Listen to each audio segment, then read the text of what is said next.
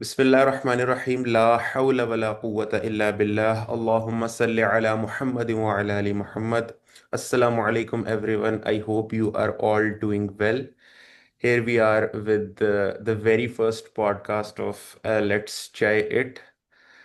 Um, Today we have Mr. Waqas Amin with us, the personality जिनके साथ किसी भी टॉपिक पे बात की जा सकती है और घंटों बात की जा सकती है। और कभी भी उस चीज़ का ये नहीं हुआ कि कोई इनको थोड़ पड़ रही है उस चीज़ की। मतलब हमेशा इनसे जब भी बात होती है तो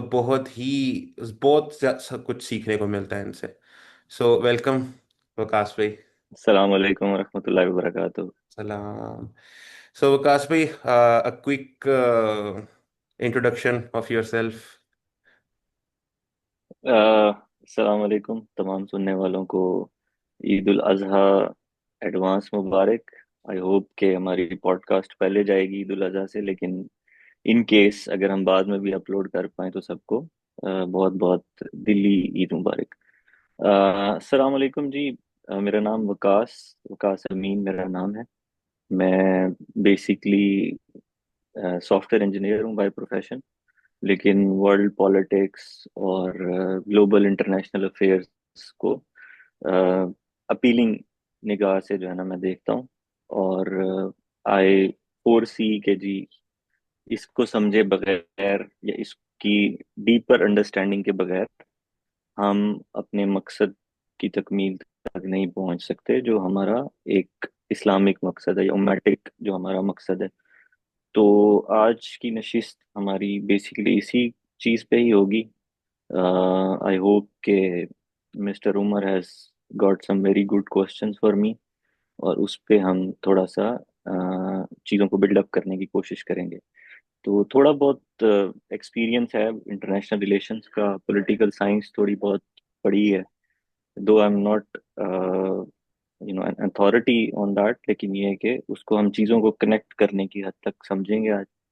और बेसिकली हमारी इस पॉडकास्ट का मकसद यही होगा कि हम उस लेवल तक लेके जाएं आपकी अंडरस्टैंडिंग को, बिल्कुल ग्राउंड अप से, कि बेसिक्स कहाँ से शुरू होती हैं और क्यों हम इतने कॉम्प्लेक्स सिस्टम के अंदर आज महकूम हैं।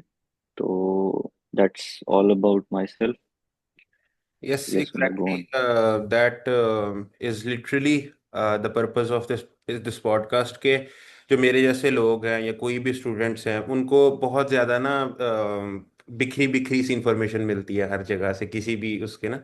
सो today we will try hmm. To just have this idea कि जिसके अंदर हम एक अच्छे पैटर्न से चलें, बेसिक बिल्कुल क्वेश्चंस जो होते हैं सीखने के लिए कि ये सारा कुछ शुरू कहाँ से हुआ, ये कैसे वर्क करती हैं चीज़ें, हम अंकल अब्दुल कदीर हम्म। वाली चीज़ें क्यों नहीं चला सकते, और ये सारे हम्म। इस तरह के जो बेसिक बेसिक क्वेश्चंस हैं। So will try to entertain those. तो विकास भाई, to start with, how do you see this complex world of international affairs today? जी, अच्छा, इसमें ना इसका एक थोड़ी सी हम एक स्टेप बैक करेंगे।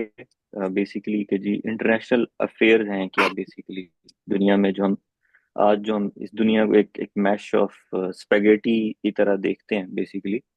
तो वो वर्क कैसे करता है इसको बाद में देखेंगे, ये है क्या एक्चुअली। तो अगर मैं आपको ड्रैग करके लेके जाऊं इसकी बुनियाद पे, तो international affairs they are there since the man was there on earth. तो इंसानियत की स्टार्ट से ही पॉलिटिक्स या इंटरनेशनल अफेयर स्टार्ट हो चुके हुए थे। तो अगर हम देखते हैं बिल्कुल प्री मिडीवल या उससे भी पहले की एज में, तो इंसान एक दूसरे से इंटरेक्ट कर रहे थे। ठीक है। वो सर्टन उन्होंने रूल्स ऑफ एंगेजमेंट बनाए हुए थे अपने साथ। वो उसी के अंदर ही आपस में ट्रेड भी कर रहे होंगे, आपस में इकोनॉमिक्स भी शेयर कर रहे होंगे, आपस में पॉलिटिक्स भी कर रहे होंगे। तो मैं बेसिकली इसको तीन डिफरेंट चीज़ों में डिवाइड करूंगा, और यही हमारा डिस्कशन का जो होगा ना, यूं समझ लें कि बेस होगी कि हम तीन चीज़ों को डिस्कस करेंगे: जियो स्ट्रेटेजिक इंटरेस्ट्स को, जियो पॉलिटिकल इंटरेस्ट्स को, और जियो इकोनॉमिक इंटरेस्ट्स को। क्योंकि ये तीनों चीज़ें मिलकर ही आज की जो हमारी इंटरनेशनल अफेयर्स है उसको उन्होंने आपस में जोड़ रखा है, कंट्रीज को, नेशन स्टेट्स को। हम्म तो मेरे लिए ये तीन चीजें जो है ना उमर, ये बड़ी इंपॉर्टेंट हैं, जियो स्ट्रेटेजिक, जियो इकोनॉमिक और जियो पॉलिटिकल। तो हम्म इनको, इनमें से आप एक भी एलिमेंट को निकालें तो शायद कोई भी आप इशू उठाएं दुनिया का, इंटरनेशनल अफेयर्स का इस टाइम पे, तो आपको अ, शायद वो इशू कंप्लीट होता हुआ नजर ना आए, क्योंकि ये तीनों चीजों का मिक्सचर है। अब दुनिया का कोई भी इशू पकड़ेंगे तो इन तीनों चीजों के मिक्सचर की ही कोई चीज निकलेगी उसमें से। तो ये थोड़ा सा एक वो है, इंटरनेशनल अफेयर्स जो है वो हम उनको इस तरह से देखते हैं कि ये कॉम्प्लेक्स क्यों है, क्योंकि इनके अंदर काफी सारी डिफरेंट इंटरेस्ट्स की चीजें हैं। सिर्फ एक हम पॉलिटिक्स को पकड़ें तो पॉलिटिक्स नहीं है, इकोनॉमिक्स को पकड़ें तो इकोनॉमिक्स नहीं है, अगर स्ट्रेटेजी को पकड़ें तो सिर्फ स्ट्रेटेजी नहीं है। तो it's a mixture of all these kind of thing. फिर हम्म इसकी फर्दर डिटेल्स में जाके हर नेशन का, हर ताकत का एक अपना इकोनॉमिक सिस्टम है, इकोनॉमिक सिस्टम की अंडरस्टैंडिंग रही है, पॉलिटिकल सिस्टम की अपनी अंडरस्टैंडिंग रही है, स्ट्रेटेजिक अलाइंसेस की अपनी अंडरस्टैंडिंग रही है। तो इस तरह करके हम इसको आगे लेके चलेंगे। सही सही। I got it. उसके बाद यहाँ से कॉन्वर्सेशन को थोड़ा आगे बढ़ाते हुए कि ये कॉम्प्लेक्स स्ट्रक्चर जो है ये तीनों चीज़ों का, ये इवॉल्व कैसे हुआ बेसिकली। हाँ, वो पहले मैं यही बता रहा था कि आपके पास मैनहुड के स्टार्ट से ये चीजें चल रही थी, हम्म वन वे और दी अदर। लेकिन वो क्योंकि उस डॉक्यूमेंटेड फॉर्म में या थ्योरी की फॉर्म में शायद ना हो, अ, वो बेसिकली आना स्टार्ट हुआ जब हम अर्ली या लेट मिडिवल एजेस में आते हैं, क्योंकि आपके पास जो स्टेट थी वो चल रही थी, ठीक हम्म है। स्टेट आप देखें, ओल्ड रोमन स्टेट्स भी थी, इजिप्शियन स्टेट चल रही थी, समर्रा की तहजीब के अंदर स्टेट का कॉन्सेप्ट था, ठीक है। स्टेट का कॉन्सेप्ट रोमन में मैंने पहले बता दिया, पर्शियन एम्पायर में भी था आपके पास। तो यूरोपियन स्टेट सिस्टम भी एक एग्जिस्ट करता था, लेकिन उसको आगे लेके किस तरह से हमने इतना एक कॉम्प्लेक्स स्ट्रक्चर बनाया, वो हमें जो नजर नजर आता है वो आता है 30 इयर्स की एक वॉर चली थी यूरोप के अंदर, ब्लडी वॉर थी, उसको होली वॉर भी कहते हैं। तो 1618 से लेके 1648 तक ये वॉर चली, और उन वॉर्स के नतीजे में कोई लगभग अराउंड 5 से 8 मिलियन लोग जो हैं उनका कत्ल हुआ। और इतना, इतने हिस्ट्री में इतना बड़ा कत्लेआम शायद जो रिकॉर्डेड हिस्ट्री में पहली दफा हुआ था। तो उसके बाद यूरोप ने, अब मैं आपको ये वो टाइम बता रहा हूँ 1600s में, जब यूरोप खुद इंपीरियलिज्म कर रहा है। आउटसाइड ऑफ यूरोप अफ्रीका में भी कॉलोनीज हैं, अमेरिका में भी कॉलोनीज हैं, सब कॉन्टिनेंट की कॉलोनी है, ऑस्ट्रेलिया में भी कॉलोनीज हैं। तो हम्म ये यूरोपियंस, आउटसाइड ऑफ यूरोप दुनिया कुछ और चल रही है इस टाइम पे, जबकि इनसाइड ऑफ यूरोप जो है ना, वो क्या कर रहे हैं कि एक जो इंपीरियल, जो बाहर की वो है ना एक्सपेंशन, वो जब अंदर एक्सपैंड करने की कोशिश की तो उससे ये 5 से 8 मिलियन लोगों का कत्ल हुआ। उसके नतीजे में जो है जर्मनी, फ्रांस और यूके, इनकी जो है ना काफी आपस में वॉर चलती रही हैं, डच की भी थी। उसके बाद अगर आप आए थोड़ा सा आगे चलें तो नेपोलियन वॉर्स बड़ी मशहूर है, फ्रांस को उसने एक्सपैंड किया। तो ये पहला जो हमें देखने में नजर आया वो ये था, 1648 में, जो नेशन स्टेट सिस्टम हमारा, जहां से आईआर का, बेसिकली इंटरनेशनल रिलेशंस का आगाज हम वहीं से करते हैं। दो के वो डॉक्यूमेंटेड आगाज नहीं है, क्योंकि नेशन स्टेट बहुत वीकर फॉर्म में थी उस टाइम पे, ठीक है। तो तब जाके इन्होंने क्या किया, इन्होंने कहा कि हम एक पैक्ट करते हैं, एक मुआहदा करते हैं, जिसको ट्रीटी ऑफ वेस्टफेलिया भी कहा जाता है। उसमें ये तीन कंट्रीज ने, कंट्रीज तो मैं नहीं कहूंगा, उस टाइम इंपीरियल पावर्स ही थी तीनों, तो उन्होंने बैठ के उन्होंने कहा कि हम ज्योग्राफीज को ना विद इन यूरोप कन्फाइन करते हैं, कि हम यहाँ से आगे एक्सपैंड नहीं करेंगे। अब इमेजिन करें कि यूरोप एक्सपैंड हो रहा है पूरी दुनिया में, लेकिन इंटरनली वो अपने आप को इस सेटिंग में ला रहे हैं कि हम आहिस्ता आहिस्ता से एक कन्फाइंड ज्योग्राफी में चले जाएं। और ये कन्फाइंड ज्योग्राफी ही बेसिकली मेजर हमारा वो होगा, दुनिया के कॉन्फ्लिक्ट्स का जो है ना बेस होगी, ज्योग्राफी के ऊपर, ठीक है। और इसी की बेस पे जो है ना यूरोप ने इसके बाद इंपीरियलिज्म भी किया, एक्सपेंशन हुई, कॉलोनीज बनी, और ये चलता आ रहा था सिस्टम। लेकिन इंटरनली यूरोप ने तय कर दिया था कि अब हम मजीद एक्सपैंड नहीं करेंगे। इसके बाद एक ट्रीटी ऑफ यूट्रेस्ट हुई 1700s में, वो भी इसी की दूसरी कड़ी थी। जो बाकी पावर्स थी, फॉर एग्जांपल स्पेन हो गया, ठीक हम्म, है, वो भी एक्सपैंड कर रहा था, तो उसने भी इस ट्रीटी के अंदर आके विलिंगनेस शो की कि हम ज्योग्राफीज को कन्फाइन करते हैं एंड लेट्स डू के हम इसी उसमें एक आप ये कह सकते हो कि किसी एक सेंट्रलाइज सिस्टम के अंडर आते हैं कि हम्म, कोई माइट इज राइट नहीं होगी, कोई पावर जो है ना हम्म, वो नहीं करेगी दूसरी पावर को, स्मॉलर पावर को, उससे कोई टेरिटरी नहीं छीनेगी। हम्म, तो यहाँ से ये एवोल्यूशन स्टार्ट होती है। ठीक है जी। अब इसके आगे जो है ना चीजें जो है ना चलना शुरू होती हैं। ठीक है। और इस टाइम पे हमें एक कॉन्सेप्ट मिलता है नेशन स्टेट का, हम्म, जो कि बेसिकली आज का प्रिडोमिनेंट फैक्टर है, हम्म, जिसकी बेस के ऊपर हम कंट्रीज को या नेशंस को डिवाइड करते हैं। आज हम कहते हैं कि 200 नेशंस हैं या 206 जितनी भी हैं हमारे पास यूएन में रजिस्टर्ड, तो ये नेशन स्टेट्स हैं बेसिकली। तो यहाँ से ये इसका स्टार्ट हुआ, और इसको मैंने बड़ा क्विकली आपको ये बताया कि किस तरह से हम इन चीजों तक पहुंचे हैं आज तक हम्म, एज अ ह्यूमन। जी जी।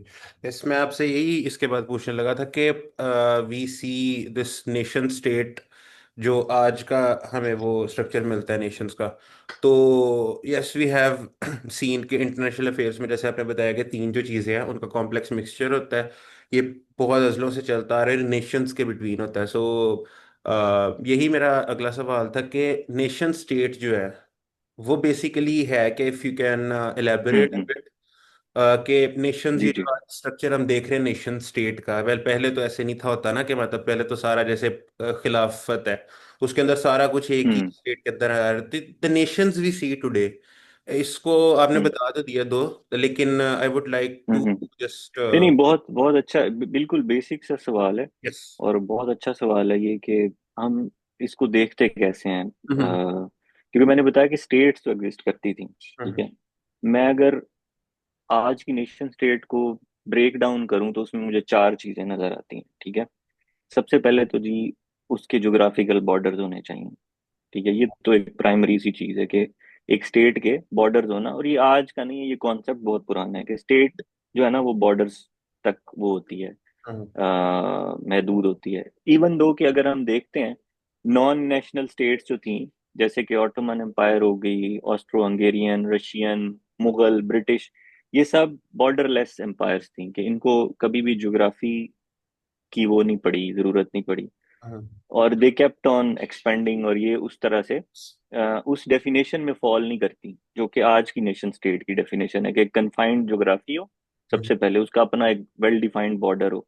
मैं आज की बात कर रहा हूँ कि आज नेशन स्टेट जो है ना वो it is confined to border, yes. और उसकी पॉपुलेशन हो दूसरी, जो दूसरा एलिमेंट है नेशन स्टेट का, पॉपुलेशन। अब इसमें ना थोड़ी सी जो चीज कंफ्यूज करती है लोगों को कि कुछ लोग पॉपुलेशन को एक नेशनलिज्म का भी वो ऐड करते हैं एलिमेंट इसके अंदर, कि जिस स्टेट के लिए आपके पास नेशनलिज्म भी होना चाहिए। और ये मेरे ख्याल में एक इम्पॉर्टेंट एस्पेक्ट है कि जब हम मुस्लिम नेशनहुड की बात करते हैं या उमैटिक कॉन्सेप्ट की बात करते हैं, तो though we are a population, though we are confined under geographical borders, तो हमारे अंदर जो नेशनलिज्म है ना वो थोड़ा डिफरेंट है, वेरिड कॉन्सेप्ट है।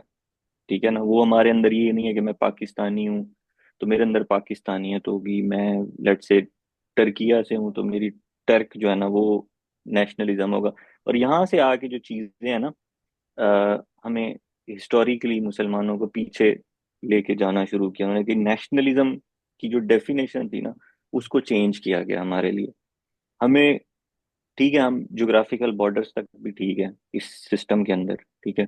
हम कहते हैं कि जी हमारे पास 58 मुस्लिम कंट्रीज हैं, पॉपुलेशन सबकी अपनी अपनी है, सबकी अपनी अपनी सॉवरन गवर्नमेंट है, ठीक है, सेंट्रल गवर्नमेंट है जो कि तीसरा एलिमेंट है। और चौथा एलिमेंट है कि सॉवरन है सारी, ये अपनी खुद मुख्तारी भी सबके पास है। लेकिन नेशनलिज्म जो है ना वहां पे आके हम इस चीज को डिसकनेक्ट करते हैं अपने आप से, कि नहीं, हमारा जो नेशनलिज्म का कॉन्सेप्ट है वो इस नए नेशनलिज्म के कॉन्सेप्ट पे पूरा नहीं उतरता बेसिकली। क्योंकि हम वन नेशन है अंडर ला इलाहा इल्लल्लाह मोहम्मद रसूलुल्लाह सल्लल्लाहु अलैहि वसल्लम, तो उसके अंडर हमारा जो है ना नेशनलिज्म का कॉन्सेप्ट प्रिवेल करता है। तो इसकी वजह से हम मिसफिट क्यों है इस नेशन स्टेट सिस्टम में, उसकी मेन रीजन ये है कि हम हमें पॉपुलेशन के साथ जो नेशनलिज्म का कॉन्सेप्ट मिला है, जो हमें खिलाफा से मिलता है या कुरान और सुन्ना से मिलता है, वो थोड़ा डिफरेंट है हमारा। ठीक हम्म है। तो अच्छा, अब नेशन स्टेट के मैंने आपको चार एलिमेंट्स तो बता दिए। ये चार एलिमेंट्स किस तरह से इवॉल्व हुए हैं उसकी मैंने एक छोटी सी ग्लिम्स दिखाई कि जी, वेस्टफेलियन ट्रीटी हुआ, इंटरनल यूरोप ने स्टार्ट करना शुरू कर दिया अपना जो कन्फाइंड ज्योग्राफी का कॉन्सेप्ट था। उसके बाद up till Westphalia, up till world war 1, हम्म ठीक है, क्या हुआ कि ऑलमोस्ट जितनी भी इंपीरियल पावर्स थी, इन्होंने एक्सटर्नल एक्सपेंशन जारी रखी। ठीक है, हम्म उसका होना तो ये चाहिए था कि जब आपने इंटरनल कन्फाइनमेंट की थी तो आप एक्सटर्नली भी कन्फाइन करते हैं उन चीज़ों को। तो उसके नतीजे में क्या हुआ, अच्छा, एक सबसे इंपॉर्टेंट कॉन्सेप्ट है इंटरनेशनल रिलेशंस में, जब मैंने पिछले दिन हमारी एक लाइटर नोट पे बात भी हो रही थी, जो हम्म बिलियर्ड बॉल का कॉन्सेप्ट मैंने बताया था कि जब आप अ, इसको ज्योग्राफी के अंदर कन्फाइन करते हैं ना चीज़ों को, तो उसमें क्या होता है कि आपके पास एक इंपॉर्टेंट चीज़ होती है, बैलेंस ऑफ पावर। हम्म ठीक है, अब जैसे वर्ल्ड वॉर 1 से मेरी वो हुई स्टार्ट, तो वहां से एक थॉट स्टार्ट हुई कि वर्ल्ड वॉर 1 हुई क्यों थी। एग्जैक्टली। उसकी रीजन ये थी कि इंटरनली जो यूरोप के अंदर कुछ एम्पायर्स थी, जिसमें जर्मनी थी, ऑटोमन थी, ऑस्ट्रो हंगेरियन एम्पायर थी, ये इंटरनली अब एक्सपैंड नहीं कर रहे थे। लेकिन इन्होंने क्या किया, इन्होंने उसको बोलते हैं ट्रिपल एंतांत या ट्रिपल यूनियन, या ट्रिपल आप उसको अलाइंस कह सकते हैं। ठीक है, वो उन्होंने क्या किया, उन तीनों ने मिलके एक यूनियन पावर बना ली। अब hmm balance of power against France, against Russia, against UK shift हो गया। इन हम्म तीनों की पावर, कंबाइंड पावर, उन एक कंट्री या एक नेशन के अगेंस्ट वो मिसमैच कर रही थी। हम्म तो उसके मुकाबले में उन्होंने क्या किया, उस बैलेंस ऑफ पावर को मेंटेन करने के लिए उन्होंने एक अलायंस बना लिया। अलाइड पावर्स का जो कॉन्सेप्ट सेकेंड वर्ल्ड वॉर में नजर आया, वो फर्स्ट वर्ल्ड वॉर में भी ऐसे ही था। ये हम्म इसको सेकेंड अलायंस बोलते हैं, जो कि रशिया, इंग्लैंड और फ्रांस ने बनाया टू ओवरकम जर्मनी, ऑटोमन और ऑस्ट्रो हंगेरियन। हम्म अब वॉर जो हुई उसमें, अब वर्ल्ड वॉर 1 जो है वो सबसे उसको bloodiest war of human history कहा जाता है, क्योंकि उसमें अराउंड 6 से 7 मिलियन या 8 मिलियन किसी फिगर्स में कत्ल हुआ फौजों का, और 13 मिलियन जो है ना कत्लेआम हुआ सिविलियंस का। तो इन टोटल कोई 20-25 मिलियन लोग इस सफाई हस्ती से मिट गए इन इस वॉर के नतीजे में। हम्म तो उसका फॉल आउट क्या था, रिजल्ट क्या था उस वॉर का? जर्मनी के लिए तो था ही इसका फॉल आउट एक तरह से। जर्मनी, ऑटोमन और ऑस्ट्रो हंगेरियन एम्पायर तो टोटली कोलैप्स कर गई, और हम्म ऑटोमन एम्पायर भी ऑलमोस्ट कोलैप्स कर गई, तुर्की को छोड़ के। तो जो जर्मनी था इटसेल्फ, जर्मनी की अपनी पावर, उसको इतना वीक कर दिया गया, इतना कन्फाइन कर दिया गया सेंट्रल यूरोप तक उसको, कि उसके बाद जर्मनी को जो फर्स्ट वर्ल्ड वॉर के एंड पे शराइत दी गई, हम्म वो फिर सेकेंड वर्ल्ड वॉर की बेस बनी बेसिकली, जो उससे जिस जिन शराइत पे उनसे जंग बंदी कराई गई या उनसे एक्सेशन कराई गई। तो ये फर्स्ट वर्ल्ड वॉर के नतीजे में अब हम देखें तो ऑस्ट्रो हंगेरियन कोलैप्स हुआ, तो बहुत सारी स्टेट्स निकली उसके बाद। दूसरे एंड पे जब ऑटोमन टूटा, तो उसमें से काफी सारी स्टेट्स निकली, ऑल दो के वो स्टेट्स जो ऑटोमन की थी वो फिर अगेन कॉलोनीज बनाई गई, क्योंकि वो चूंकि मुसलमान और अफ्रीकन स्टेट्स थी। तो उनको था कि जी हम वाइट मैन है, तो हम इनको सॉवरेनिटी नहीं दे सकते, तो हम इनको अभी भी जो है ना महकूम करके रखेंगे, क्योंकि ये प्रेवलेंट ऑर्डर और कल्चर था उस टाइम की दुनिया में। उसको वाइट मैन बर्डन भी बोलते हैं कि चूंकि हम वाइट हैं, तो हमें खुदा ताला ने कोई और तरह की रेस में पैदा किया, तो हमारा फर्ज है कि बाकी दुनिया को हम डिक्टेट करें। ठीक है, तो उस तरह करके इन्होंने सॉवरेन स्टेट्स बना दी मुस्लिम कंट्रीज की, जैसे फॉर एग्जांपल मोरक्को निकला, फ्रेंच कॉलोनी बना, इसी तरह अल्जीरिया, इसी तरह जो है वो क्या कहते हैं, हमारे पास सऊदी अरेबिया, ठीक है, यूएई, कुवैत, ये सारे जो थे, ये वहां से एमिनेट हुए, जितने भी हमारे वो थे मुस्लिम कंट्रीज आज हम देखते हैं मिडल ईस्ट में। अब इस टाइम पे मुगल एम्पायर जो थी वो टोटली अंडर ब्रिटिश रूल थी। मुगल एम्पायर का इटसेल्फ जो है ना वो रोल 1857 के बाद और टोटली खत्म होके रह गया था। तो उसके नतीजे में अब आप खुद देखें, ये वो टाइम था कि जब जो आपका मिडल ईस्ट है हमारा, जो अरब और अफ्रीकन अरब है, वो सारा कंट्रोल में था। Most of Africa French control में था या इंग्लिश कंट्रोल में था, क्योंकि ये लोग वर्ल्ड वॉर 1 जीत चुके थे।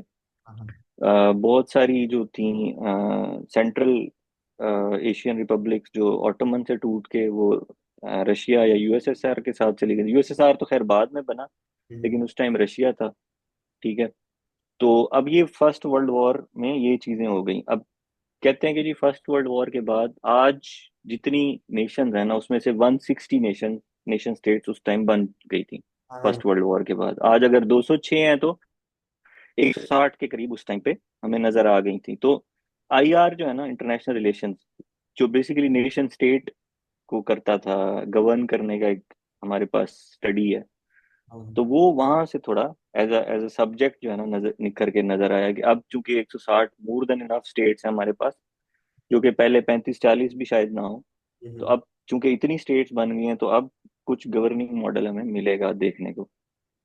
लेकिन फास्ट फॉरवर्ड वो सेकेंड वर्ल्ड वॉर हुई, फिर इस असना में जापान ने जो है ना गेन की पावर, उसने रशिया को, चाइना को सब्सीक्वेंट वॉर्स हरा के जापान ने जो है ना एक वाइडर कंट्रोल गेन किया। ठीक है, जिसकी वजह से वो एक आउटसाइड ऑफ यूरोप एक पावर बनी। आपको नजर आएगा पहली दफा कोई आउटसाइड ऑफ यूरोप आपको पावर नजर आएगी। अब जैसे वर्ल्ड वॉर 1 खत्म हुई तो उसके बाद जर्मनी को, मैंने जैसे बताया कि जर्मनी को इन्होंने बहुत वो किया सबसाइड करके, और उनकी कह लें कि हाफ ऑफ एयर फोर्स खत्म हो गई, नेवी नेवल उनकी वो खत्म हो गई। तो उसके बीच में अ, ये जो हमारा कॉन्सेप्ट आता है नाटजीज का, फैशिज्म जो है वो नजर आया हमें कि जितना जर्मनी को वो किया गया, सप्रेस किया गया, उतना ही वो स्ट्रोंगर वो हुआ, क्योंकि जर्मन एक इन इन वन सेल्फ इस अभी वर्ल्ड वॉर 1 के बाद कहा जाता है कि 60% of Germany was dead in physical strength के जी। 60% उनके लोग मर चुके थे। अब उसके बीच में जब सेकेंड वर्ल्ड वॉर होती है तो आप देखते हो कि जर्मनी ने क्या किया, उन्होंने दोबारा बैलेंस ऑफ पावर, अब चूंकि शिफ्ट होके फ्रांस, यूके और रशिया के पास चला गया था, ऑस्ट्रो हंगरी और ऑटोमन टोटली खत्म हो गए। तो जर्मनी के पास अब अलाइड कोई तीसरा अलायंस था नहीं। तो उसको टेक्निकली जो अलायंस नजर आया वो जापान था, कि ग्लोबल हेजमनी को कंट्रोल करने के लिए, पावर बैलेंस मेंटेन करने के लिए उसने जापान से अलायंस किया, जो कि वर्ल्ड सेकेंड वर्ल्ड वॉर की बुनियाद बनी। और इसके बीच में इटली को भी इन्होंने ऐड किया एज अ थर्ड अलायंस, जो कि बाद में इटली जो है ना नॉन अलाइंड रहा पूरी वर्ल्ड वॉर 2 में, जिसकी वजह से दोबारा जर्मनी और जापान को शिकस्त हुई।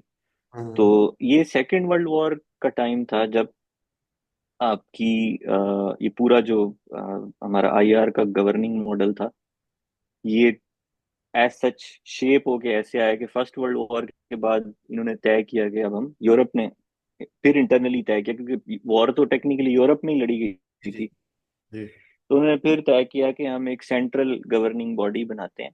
इस तरह तो नहीं चलेगा ये सिस्टम दुनिया का। सेंट्रल गवर्निंग बॉडी इन्होंने लीग ऑफ नेशंस बनाई। ठीक है, वुड्रो विल्सन का आइडिया था, अमेरिकन प्रेसिडेंट का। अब इस सारे सीन में आपको अमेरिका जो है ना वो इस तरह से नजर आएगा कि वो पीछे से बैठ के ना तमाशा देख रहा है, सॉर्ट ऑफ। ठीक है, एग्जैक्टली। फर्स्ट वर्ल्ड वॉर में वो देख रहा है कि बैलेंस ऑफ पावर किधर शिफ्ट हो रहा है, जिस तरफ पावर ज्यादा जा रही है वहां पे जो है ना अपना वेट ऐड करके तो दूसरी पावर को तहस नहस करना है।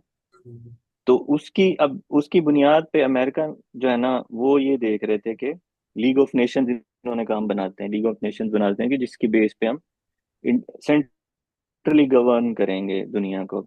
जिस तरह ये अभी यूनाइटेड नेशंस है हमारा, लीग ऑफ नेशंस उसका एक प्रीकर्सर था, ऐसे समझो। उससे पहले एक चीज बनी थी जो कि हॉरिबली फेल हुई थी, क्योंकि वो सेकेंड वर्ल्ड वॉर रोक नहीं पाई थी। ठीक है, उसके काफी सारे प्रोविजंस जो थे ना उसमें जर्मनी को फेवर किया गया था, जिसकी वजह से जर्मनी ने रीबिल्ड किया। तो उसकी वजह से league of Nations was a total chaos और फेलियर। उसके बाद 1948 में यूएन बनी। अब यहाँ से जो है ना एक टर्नओवर स्टार्ट होता है। 1948 अब ऐसा टाइम है, या 1940s कह लो इन जनरल, जब वर्ल्ड वॉर टू में मेजॉरिटी जो है ना कंट्रीज, जिसमें इंग्लैंड की इंपीरियलिज्म कॉलोनीज हम्म। और फ्रांस की कॉलोनीज, ये दो कॉलोनियल पावर्स थी उस टाइम, तो ये इनका ना वीकन होना शुरू हो गया फिजिकली। अब हम्म। चूंकि ये वीकन हुए तो जाहिर है उसकी स्ट्रेंथ जो है ना वो निकल रही है पीछे अमेरिका के पास। अब अमेरिका के अंदर वो था जो जो दौर था ना अमेरिका के अंदर, वो इंडस्ट्रियल दौर था, हम्म। 1800 का, 1900 हैवी इंडस्ट्रियलाइजेशन हुई। तो अमेरिका क्या कर रहा था, they were building arms, they were building ammunition, जो कि वो सेल कर रहे थे यूरोप को। वर्ल्ड वॉर टू में भी उनका एमुनिशन यूज हुआ सारा। हम्म। तो उनकी जो इकोनॉमिक स्ट्रेंथ थी ना अमेरिका की, वो बढ़ती जा रही थी इस सारे टाइम पे। अमेरिका ने खुद तो वॉर लड़ी नहीं। सेकेंड वर्ल्ड वॉर में बिल्कुल एंड पे उन्होंने हेल्प किया फ्रांस को और यूके को। जब उन्होंने देखा कि अब बिल्कुल ही सफेद हस्ती से मिटने जा रहे हैं, तो उन्होंने थोड़ा सा वेट ऐड करके जर्मनी को शिकस्त दी, या उस साइड पे जापान को, पैसिफिक ओशन वाली साइड पे। तो अब ये चीज जो है ना, इस पे अब अमेरिका ने जब अपना पॉलिटिकल माइंड ऐड किया, तो उन्होंने कहा कि जी इसको हम अब सिर्फ जियो पॉलिटिकल या जियो स्ट्रेटेजिक वॉर नहीं होनी है। अब हम्म। उन्होंने एक और चीज ऐड की, जियो इकोनॉमिक। तो जिसकी बेस पे हम देखते हैं कि यूएन के जो झेली इदारे हैं, या उसके बाद जो ब्रेटन वुड्स का कॉन्सेप्ट आया 1950s में, ठीक है, उन्होंने क्या किया, उन्होंने कहा कि अब कंट्रीज को, चूंकि there are more than enough countries, there are all of the countries are under UN, most of them they are sovereign power, they population, nationalism भी फूंक दिया गया। हमारी ऑटोमन एम्पायर टूटी तो नेशनलिज्म भी आ गया। और ऑटोमन के टूटने पे जो है ना पैलेस्टाइन एक इशू जो है ना वो निकला। इसी तरह जो है ना 1947 में इंडिया पाकिस्तान टूटने के बाद कश्मीर इशू प्रिवेल करवाया। तो ये दोनों मेरे ख्याल में वेस्टर्न जो माइंडसेट था उसकी, वो थी सेम अप्रोच थी कि आप जब डिवीजन करते हैं तो एक ऐसा कंटेंशन छोड़ के जाएं जो कि बाद में आपकी वर्ल्ड पॉलिटिक्स में या जियो इकोनॉमिक्स में, जियो स्ट्रेटेजिक उसमें इंटरेस्ट्स में आपकी डोमिनेंस मेंटेन रखे। तो ये बेसिकली वो था नेशन स्टेट का सारा कॉन्सेप्ट। और इसमें मैंने थोड़ा सा टच अपॉन भी किया कि वेस्टर्न पावर जो है उन्होंने किस तरह से ग्लोबली डोमिनेट करना स्टार्ट किया। तो मेरे ख्याल में इसमें थोड़ा सा ऐड अगर मैं और करूं, तो मैंने नेशन स्टेट का आपको बता दिया, हिस्ट्री भी बता दी, ठीक है। और वर्ल्ड वॉर टू के बाद अब हम देखते हैं कि जी मेजोरिटी इसमें पाकिस्तान इटसेल्फ जो है ना एक इंडिपेंडेंट स्टेट बन के निकला। उसके बाद हमें जो है ना इंस्टेड ऑफ नेशनल अलाइंसेस उस तरह से करने के, ट्रेड अलाइंसेस का काम स्टार्ट हो जाता है दुनिया में, जिसमें सीटो सेंटो सबसे पहला ट्रेड अलायंस बना, जिसमें पाकिस्तान ने भी वो किया।